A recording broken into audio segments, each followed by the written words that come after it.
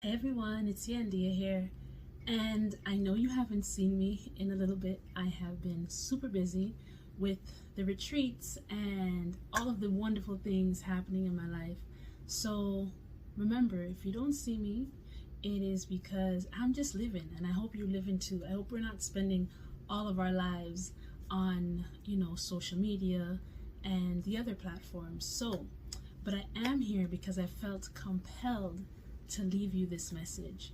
So recently I became certified in doing quantum healing, hypnosis technique, and I was also able to do a session which was very interesting, to say the least. I always like to try out anything for myself before I recommend it to anyone or even really get into it, right? So something very important that I learned during my hypnosis session was about sharing messages. And this is kind of what had me feeling like I need to really put this out, not just for, myself to live by it, but also for anybody else who maybe feels like they have a message or something, like that to share with the world. And maybe this will be helpful to you, maybe not, whatever, but I'm sharing it anyways. So in one of my past lives, I was an orphan, and I decided to actually experience this life. I experienced knowing what would happen in this life and agreed to it and went and then had the experience of that life. So in that life, I was an orphan, and I was raised in something like a monastery. There were like monks, people who dressed in like all brown gowns, and basically I grew up there, and I ended up taking the vow of poverty. And the reason I took the vow of poverty was because in the previous life I was very wealthy, but I had a calling to share the visions and dreams and so on that I was getting, which were to help people. And it's funny because it's very similar to this life. So in that previous life, I was rich, and nobody listened to me just because I was rich. They felt, who are you? You don't know what we're going through. You can never understand, so we don't want to listen to your advice.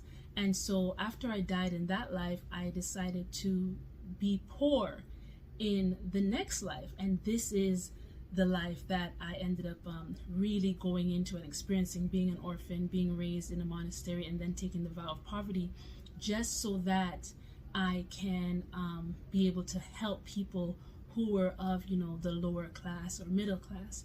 And so I had a chance and a choice to be a very famous fortune teller, or however you want to put it, but I chose to not go that route and to be able to just be on the streets helping regular people.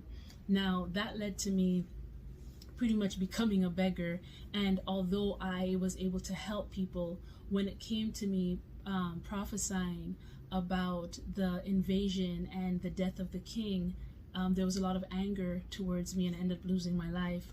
But I saw that the prophecies were fulfilled.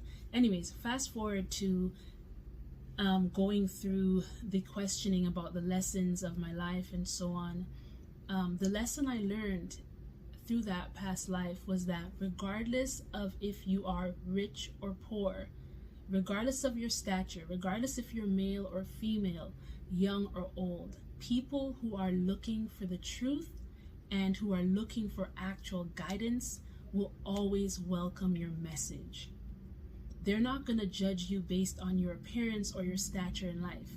And it was so important for me to experience that because, as you all know, in today's world, people are looking for, they want videos to be edited a certain way. They have short attention spans. They want you to look a certain way, dress a certain way. And if your colors are blue today, they want it to be blue the next day, or maybe they don't want you to wear blue, they want another color. So everybody has all these different ways that they want you to show up in their life in order for you, for your message, to be received. And experiencing that past life, it was so clear to me that, like, absolutely not. Do not get caught in the trap of making yourself into the packaging for people to be able to receive your message. And I know that this is going really contrary to what a lot of people say, and I get that, I understand that. But when it comes down to the end of it, if that person is looking for your message, if you are a messenger, you're here to deliver a message. And if those people are looking for your message, they're using this. They're using their ears. They're using their not only outer ears, they're using their inner ear. They're not using these physical eyes. They're using their spiritual eyes. So you can look the part all you want and bring a message that is false. And a lot of people will fall into the trap of listening to messages from people just because they look the part, right? And sometimes you don't look the part, your message is correct, and people will not listen to you because you don't look the part. So at the end of the day, be you. Be who you are. Be in this world as you desire to be. Do not try to fit yourself into how you should look or how you should speak in order to be accepted. Your message is what people need, and those who need your message will hear your message. It's just like Yeshua said. Some call him Jesus. It's just like Yeshua said, my sheep hear my voice, and they will not hearken or listen to the voice of another.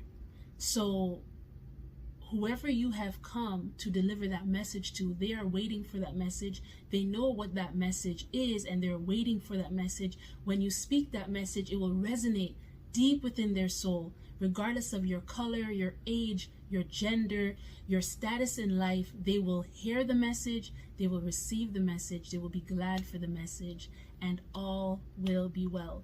So release yourself from any sort of bondage or any sort of judgment that you are holding and limiting your own self, from. And so for me going forward, I'm just going to show up however I am, because I remember that lesson and I'm like, thank goodness I am getting this message again, because it is it's just very liberating, and I mean, it's so simple.